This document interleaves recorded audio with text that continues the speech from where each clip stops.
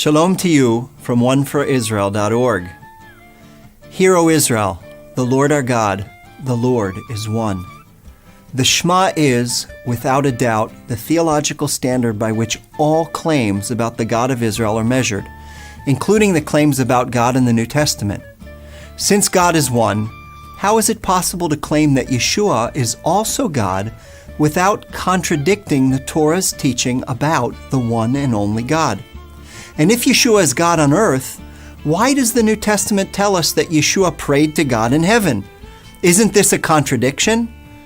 Because belief in the deity of Yeshua is not only considered blasphemous by religious Jews and rejected by many so-called Christian cults, no sincere follower of Messiah Yeshua can avoid these questions.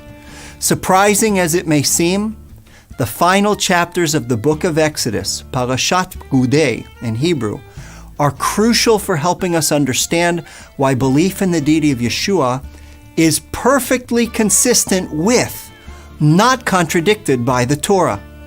Let's read the final verses of Exodus together. And he, Moses, erected the court around the tabernacle and the altar, and set up the screen of the gate of the court. So Moses finished the work. Then the cloud covered the tent of meeting, and the glory of the Lord filled the tabernacle. And Moses was not able to enter the tent of meeting because the cloud settled on it, and the glory of the Lord filled the tabernacle. Throughout all their journeys, whenever the cloud was taken up from over the tabernacle, the people of Israel would set out. But if the cloud was not taken up, then they did not set out till the day that it was taken up. For the cloud of the Lord was on the tabernacle by day, and fire was in it by night, in the sight of all the house of Israel throughout all their journeys. In these final verses of Exodus, we see how God's glorious presence moves from Mount Sinai to the tabernacle.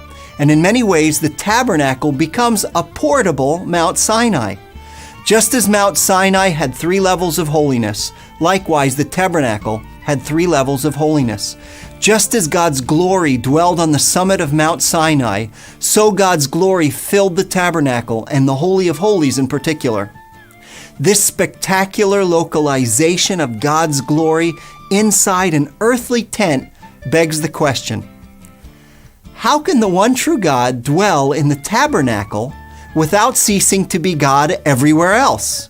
For the Torah clearly teaches that the Lord is God in heaven above and on the earth beneath. There is no other. Likewise, we read in the prophets, "But will God indeed dwell on the earth? Behold, heaven and the highest heaven cannot contain you. How much less this house that I have built?" Wait a minute. Isn't this a contradiction? You mean the Torah teaches that God can dwell in one particular place without ceasing to be God everywhere else? Yes, it does. Difficult to understand, but true it is. Here we see that the New Testament's teaching about Yeshua doesn't contradict the Torah at all. Quite the opposite. It's only through the Torah that we are able to understand and appreciate Yeshua's true identity. The Apostle John writes, "In the beginning was the Word, and the Word was with God, and the Word was God. And the Word became flesh and dwelt," or in Greek, tabernacled among us. "And we have seen His glory. The glory is of the only Son from the Father, full of grace and truth." Just as the God of Israel dwelled in the tabernacle without ceasing to be God over all, so God dwelled bodily in Yeshua without ceasing to be God over all. No wonder Yeshua later refers to himself as the temple, for he was, as Paul says in Colossians 2:9, "For in him the whole fullness of deity dwells bodily."